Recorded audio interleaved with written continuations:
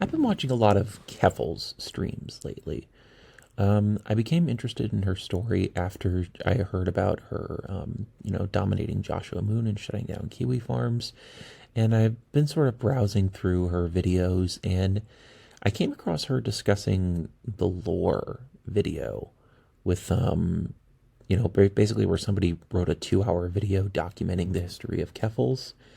And I kind of had a realization while I was watching it, specifically during the section where it's going over her debate with Hunter Avalone. I think I know why people who aren't transphobic dislike Keffals. And it's not because Keffals is a bad person or because they're bad people, but I think it's because there's a little bit of talking past one another here.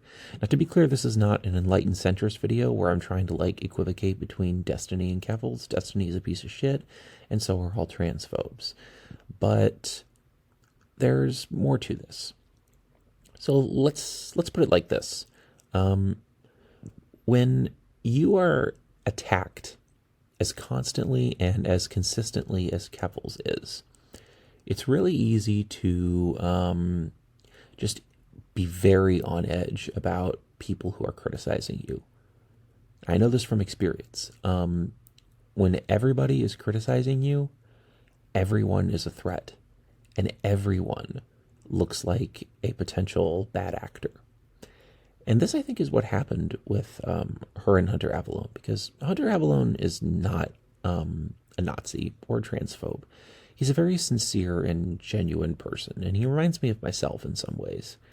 So when I saw Hunter Avalone arguing with Keffals, it kind of crystallized for me exactly what the issue is.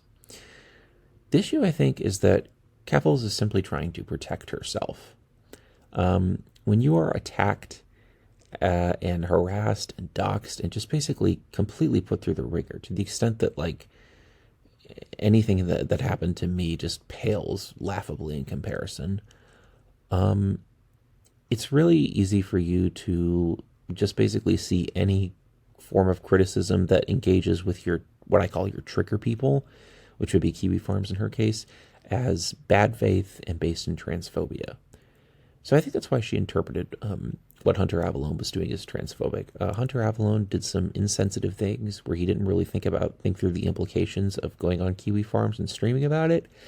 And because of Keffals' negative experience with kiwi farms, she basically kind of made the inference that Hunter Avalone was a transphobe, and he just wasn't being honest about it, even though that wasn't a correct inference.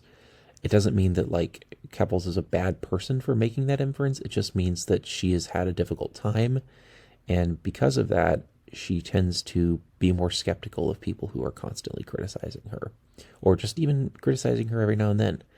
It doesn't mean that she's right to attack Hunter Avalone or other people that are on her side ultimately, but it does make it understandable. And so before you jump on the Keffals dog pile, because I get that there are a lot of problems with her as a streamer, remember that she accomplished a victory that trans people throughout the world are extremely indebted to her for. Any potential sins of Keffals are outweighed favorably by her eradication of kiwi farms, in my opinion. And B, we're all human people, guys. We all have our limits. We all get impatient. We all feel the need to lash out at people. And just keep in mind that Keffals has been through much, much, much more than most people in her position have. And try to be kind. And Keffals, if you're listening to this, as difficult as it might be, try to be kinder to some people who are trying to be nice and cordial to you. Because ultimately, I think the discourse will be better off for it. Thanks for listening.